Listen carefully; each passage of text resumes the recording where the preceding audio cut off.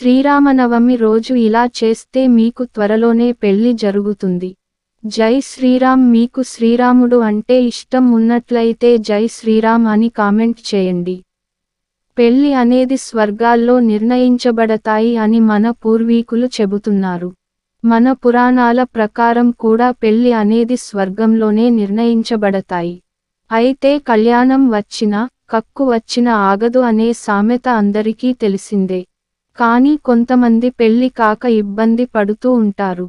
అటువంటి వారు శ్రీరామనవమి నాడు ఎలా చేస్తే త్వరలో వారికి పెళ్లి జరుగుతుంది.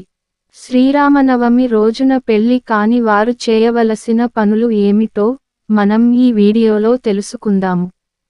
దానికన్నా ముందు మీరు ఇప్పటివరకు మా ఛానల్ని సబ్స్క్రైబ్ చేయకపోయి ఉంటే దయచేసి సబ్స్క్రైబ్ చేయవలసిందిగా ప్రార్థిస్తున్నాము. శ్రీరామనవమి రోజున పెళ్లి కాని వారు కొన్ని పనులను చేయటం వలన వారికి అతి శీఘ్రముగా పెళ్లి జరుగుతుంది.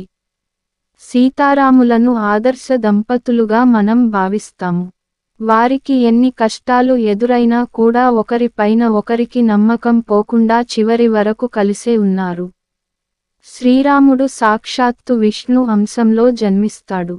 సీతాదేవి లక్ష్మీదేవి అంశంలో జన్మిస్తుంది. వీరిద్దరూ కూడా శ్రీమహావిష్ణువు మరియు లక్ష్మీదేవిగా మన పురాణాలు తెలియజేస్తున్నాయి.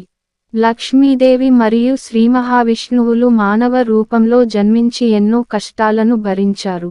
అందరూ ఇలానే ఉండాలి అని ఆదర్శ దంపతులుగా మనకు రామాయణాన్ని అందించారు. ఇలా ఆదర్శ దాంపత్య జీవితాన్ని పొందేందుకు పెళ్లి కాని వారు కొన్ని పనులను శ్రీరామనవమి రోజున చేయవలసి ఉంది. శ్రీరామనవమి రోజున ఈ కింది పనులను చేస్తే అతి శీఘ్రముగా పెళ్లి కాని వారికి కళ్యాణం జరుగుతుంది. సీతాదేవి లాంటి గుణాలు కలిగిన స్త్రీ భార్యగా రావాలి అని ప్రతి మగవారు కోరుకుంటారు.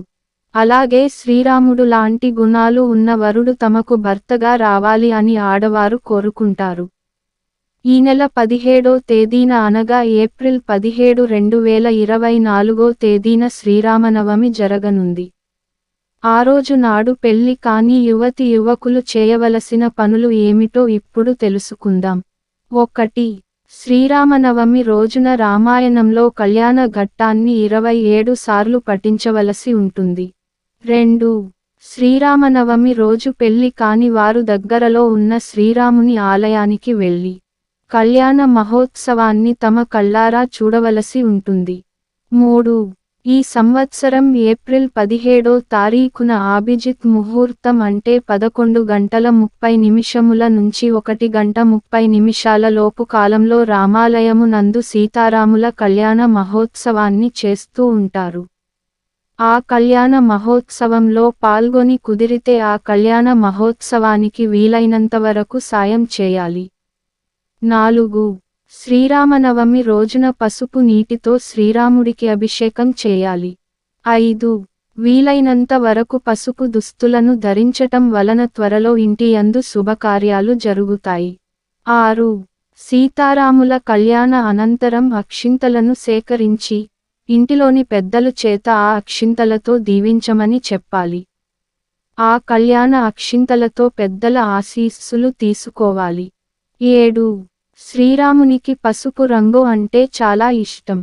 అందువలన పసుపు రంగుతో తయారు చేసిన తీపి పదార్థాలను శ్రీరాములకు నైవేద్యంగా సమర్పించాలి. ఈ వీడియో మీకు నచ్చినట్లయితే లైక్ చేసి సబ్స్క్రైబ్ చేయవలసిందిగా వేడుకుంటున్నాము.